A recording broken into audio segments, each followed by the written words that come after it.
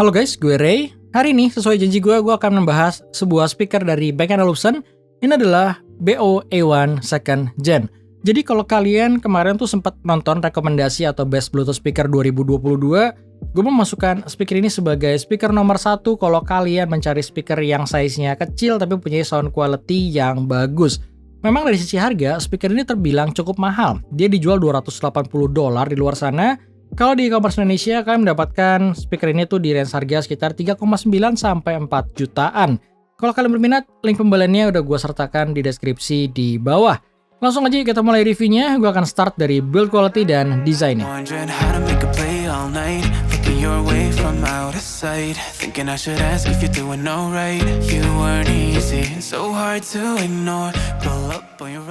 Jadi ketika kita ngomongin sisi desain, kalau kalian suka dengan tipikal desain yang minimalis, nggak aneh-aneh, kalian pasti suka dengan desain Bang & Olufsen A1 Second Gen ini. Karena kalau dari sisi desain, dia memang terlihat sangat biasa ya. Jadi dia punya desain bulat dengan adanya tali di sisi bagian atasnya. Kemudian kalau kita ngomongin build quality-nya, di sini memang berasa premium pastinya karena speaker ini tuh mempunyai build quality yang sangat bagus ya, karena sesuai aja dengan harga yang ditawarkan memang berasa premium.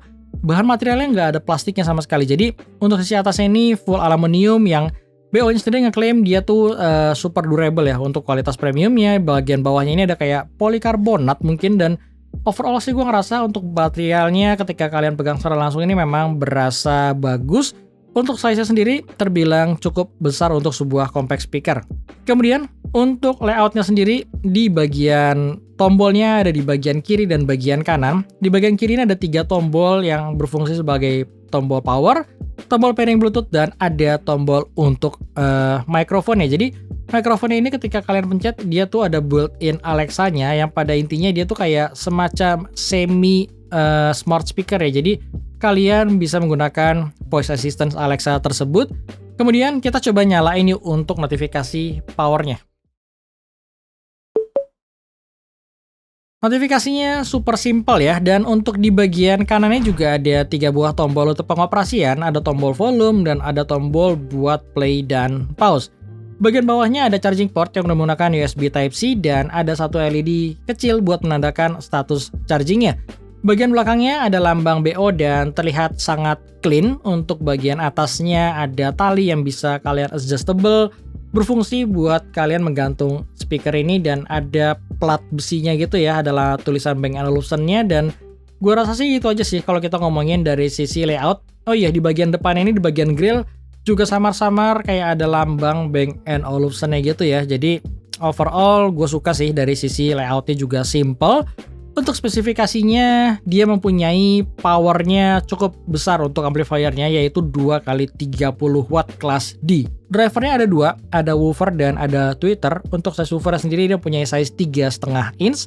Untuk tweeternya ini agak unik ya, karena dia punya size 3/5 inch. Jadi secara size dia di bawah 1 inch, dan gue rasa gue jarang sih menemukan sebuah tweeter mempunyai ukuran 3/5 inch tersebut. Biasanya kan kelipatan setengah ya, setengah inch, 3/4 inch, atau 1 inch, tapi ini 3/5 inch. Jadi cukup unik untuk size bagian tweeternya. Kemudian untuk fiturnya sendiri, seperti Bluetooth-nya, dia udah dilengkapi dengan Bluetooth versi 5.1, yang cukup spesial dilengkapi dengan Qualcomm aptX Adaptive. Untuk kualitas latensinya, untuk Bluetooth-nya terbilang bagus untuk sebuah portable speaker. Ketika gue pakai buat nonton YouTube, nonton film, kalian gak akan merasakan latensinya itu mengganggu. Dalam artian untuk dialognya berasa lancar, presisi, dan bagus lah intinya untuk kualitas latensinya. Yang spesial juga di sini dia mempunyai built-in microphone hingga 3 buah, karena basicnya ini kan kayak semi smart speaker ya. Jadi BO menanamkan 3 buah microphone yang secara spesifikasi tuh bisa kalian akses melalui jarak yang nggak perlu deket-deket banget. Jadi kalau kalian misalkan taruh speaker ini di jarak 60 cm, 1 meter, dia masih bisa tertangkap suaranya dengan cukup baik. Oke, sekarang mulai ngetes ya mengenai kualitas built-in microphone Bang & Olufsen A1 Second Gen ini. Gimana menurut kalian? Silahkan kalian nilai sendiri. Jarak dari gua ke speaker sekitar 30 cm dan dia mempunyai kualitas seperti ini. Dan sekarang akan gua coba jauhin mungkin ke sekitar 70 cm. Dan apakah kalian masih bisa mendengar suara gua dengan jelas atau enggak? Silahkan kalian nilai sendiri aja mengenai kualitas built-in microphone-nya. Sekarang akan gue balikin lagi ya ke sekitar 20 cm dan dia punya kualitas built-in mikrofon seperti ini. Jadi itu aja ya mengenai kualitas mikrofonnya. Kita lanjut lagi yuk ke reviewnya. Oke, nextnya ketika kita ngomongin sisi IP ratingnya, kalian gak akan nyangka kalau speaker yang modelnya indoor seperti ini ternyata dia punya IP rating IP67, yang dimana itu udah salah satu IP rating terbaik ya. Memang dia masih belum IP68, tapi pada dasarnya IP67 itu akan aman ketika kalian pakai buat outdoor. Speaker ini akan bisa survive ketika kalian cemplungin ke air, dia bisa bertahan hingga 1 meter dalam waktu 30 menit. Dia juga dilengkapi dengan sertifikasi dustproof juga, jadi secara nggak langsung ketika kalian misalkan bawa buat naik gunung, buat berenang, dan lain sebagainya, speaker ini tuh akan aman. Tapi gue rasa kalian harus mikir 2 kali kalau kalian mau bawa speaker ini untuk outdoor, karena dengan material yang berasa premium, gue rasa akan sayang banget ya kalau kalian nggak sengaja jatuhin speaker ini. Gue rasa sih grillnya pasti akan ada damage karena memang materialnya ini langsung terekspos dari sisi aluminiumnya, berbeda dengan speaker yang didesain buat outdoor seperti JBL yang dilapisi dengan rubber atau misalkan dengan fabric yang akan jauh lebih aman ketika kalian nggak sengaja buat jatuhin speaker-speaker tersebut. Selanjutnya, ketika kita ngomongin sisi baterai, dia dilengkapi dengan kapasitas 3000 mAh yang sebenarnya itu kapasitas yang terbilang cukup besar buat sebuah compact speaker seperti ini. Dalam kenyataannya, dalam real life-nya dia bisa bertahan cukup lama ya, di atas 8 jam. BO-nya sendiri ngeklaim dia bisa bertahan hingga 18 jam meskipun nggak jelas dalam volume berapa persen, tapi dalam pengalaman gua, sekitar kurang lebih 8 jam menggunakan ini, dia masih menyisakan baterai sekitar 50%. Jadi, yang terakhir adalah dia udah mensupport aplikasi dari Bang & Olufsen. Jadi kalian tinggal download aplikasinya di Google Play atau di Play Store. Aplikasi tersebut tuh sangat-sangat user friendly. Jadi bagi kalian tuh yang nggak terlalu ngerti soal speaker atau soal audio, kalian tetap pasti bisa meng-custom equalizer di aplikasi tersebut, karena di aplikasi tersebut tuh kalian hanya cukup menggeser scroll wheel yang disediakan sama Bang & Olufsen, dan gue rasa ini tuh sistem yang termudah yang pernah gue coba untuk sebuah customized equalizer yang disediakan sama pihak brandnya. Jadi gue suka banget sama sistemnya Bang & Olufsen ini, karena memang pada intinya kan sistem portable speaker atau TWS itu kan dibikin buat supaya semua orang tuh bisa menggunakan produk tersebut dengan mudah ya. Jadi gue nggak terlalu suka tuh dengan sistem yang terlalu complicated yang memang hanya sebagian orang aja yang bisa menggunakan sistem tersebut. Dan yang terakhir gue akan bahas mengenai gimana sound quality dari Bang & Olufsen ini, dan untuk sound sample akan gue taruh di akhir video, dan gue akan versuskan dengan 3-bit Stormbox Micro. Kenapa gue versuskan dengan 3-bit? Memang dari sisi harga keduanya selisih terpaut jauh ya, tapi dalam rekomendasi Best Bluetooth Speaker 2022 kemarin, di nomor 2-nya gue merekomendasikan 3-bit secara sound quality-nya, karena meskipun dia harganya cuma 800.000, tapi dia punya sound quality yang lebih baik menurut selera gue dibandingkan Bose Soundlink Micro yang punya harga di 2 jutaan. Jadi ketika gue mendengarkan Bang & Olufsen ini untuk pertama kalinya, gue merasa nggak dominan di satu sisi, tapi dia bisa menghasilkan vokal yang enak. Dia nggak ada sisi kasarnya sama sekali, jadi gue ngerasa dia memang suaranya tuh berasa enak. Untuk bagian treble atau frekuensinya bisa kalian atur secara out of the box di bagian posisi tengah. Kalau kalian lihat dari bagian equalizernya, dia punya suara yang lebih mengarah ke arah warm dan nyaman. Jadi untuk treble-nya dia tipikal treble yang smooth. Buat gue pribadi memang gue harus agak sedikit naikkan sisi treble supaya clarity di bagian treble itu lebih dapat ya. Tapi kalau kalian suka dengan bright, kalian juga bisa mentokin di bagian treble dan dia bisa mempunyai treble yang agresif. Meskipun dia mempunyai treble yang agresif atau yang terbilang bright mungkin bagi sebagian orang, tapi dia tuh bukan tipikal treble yang akan kasar ya. Jadi dia tetap aja suaranya tuh masih sangat proper even untuk kalian mentokin di bagian treble-nya. Untuk detailnya pun di sini terdengar bagus ya. Jadi detail-detailnya semua masih terdengar cukup jelas dan gue nggak ada komplain sama sekali kalau gue ngomongin dari sisi treble, terutama untuk tweeternya yang dimiliki di A1 second gen ini, nggak ada kasar-kasarnya atau harshness-nya sama sekali.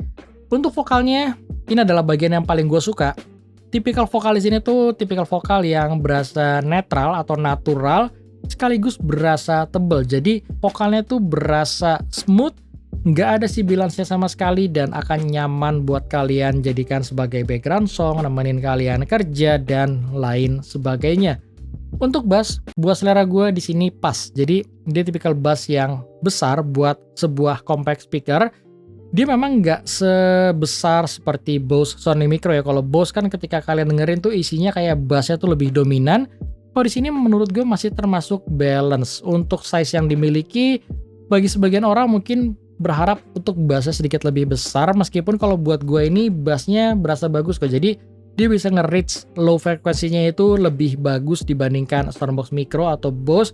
Tapi secara kuantitas memang dia bukan tipikal yang di boost yang isinya tuh lebih ke bass head gitu ya. Jadi gue suka dengan kualitas bass di sini, tapi secara kuantitas untuk kalian bass head, gue rasa kalian nggak terlalu merasa puas mungkin dengan bass yang ada di Bang & Olufsen A1 Second Gen ini.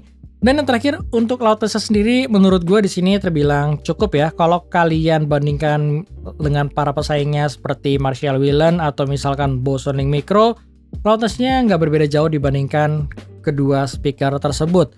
Jadi ketika gue dengerin di ruangan yang lebih besar sekitar 50 meter, dia masih bisa mengisi ruangan tersebut dengan cukup baik. Tapi kalian jangan berpikiran kalau speaker segede gini bisa kalian jadikan sebagai party speaker, karena pastinya jauh dari hal tersebut ya. Kalau ngomongin loudness, sama JBL Flip Series saja dia pastinya udah kalah. Jadi kesimpulannya gimana? Kalau buat gue, Bang & Olufsen ini mempunyai sound quality yang bagus untuk sebuah small speaker. Jadi kalau kalian memang nggak peduli dengan budget dan kalian pengen mencari yang penting suaranya bagus dengan size yang kecil, ini adalah rekomendasi gue ke kalian untuk memilih Bang & Olufsen ini sebagai speaker daily driver kalian.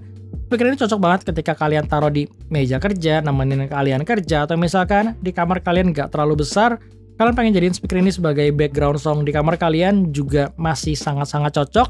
Sound quality-nya bagus, nyaman, dan nggak kasar sama sekali, dan gue suka dengan sound quality-nya.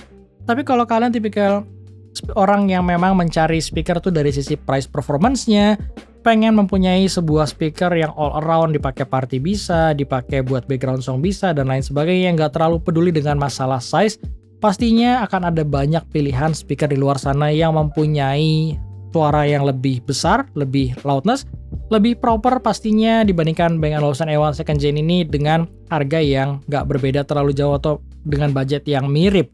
Jadi balik lagi ya, semua itu tergantung kebutuhan kalian. Yang jelas dia mempunyai marketnya sendiri dan gue suka dengan apa yang ditawarkan A1 Second Gen ini. Itu aja yang bisa gue sharing mengenai Bang & Olufsen A1 Second Gen ini. Kalau kalian punya pertanyaan, silahkan kalian tulis di kolom komen. Sekali lagi kalau kalian berminat, link pembelian yang udah gue sertakan di deskripsi di bawah. Sekarang akan gue puterin sound sample dari A1 Second Gen ini dengan 3-bit Soundbox Micro. Thank you kalian nonton dan sampai ketemu di review gue selanjutnya.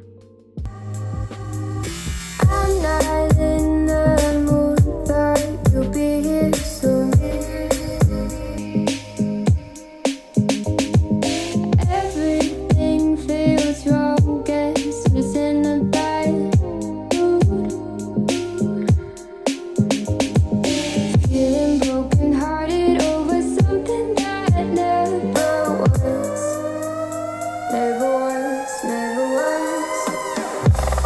Ooh, I thought it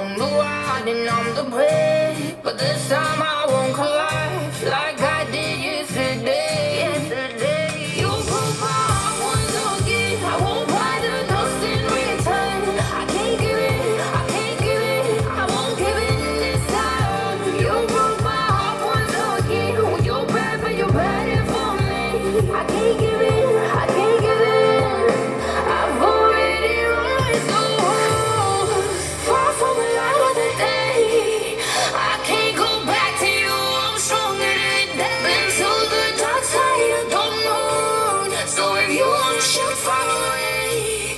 I won't go back to you. I'm stronger, I'm stronger, I'm stronger today.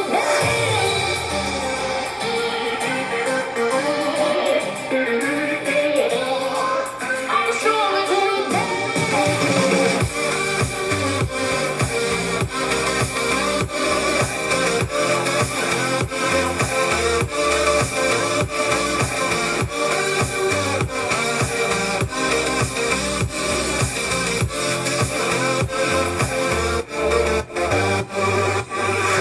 Tú tienes la pócima para enloquecerme, pero voy a controlar.